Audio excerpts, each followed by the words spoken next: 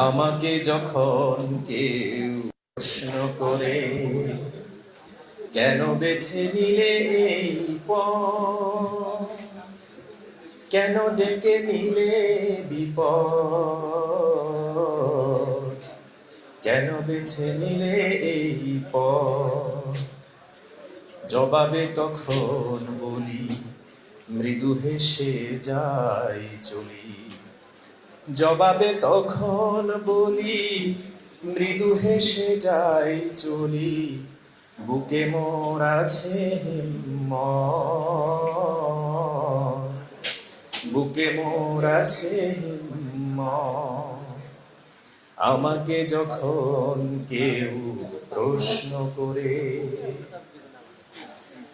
বাতাসের সাথে স্রোত বিরোধিতা করে বলে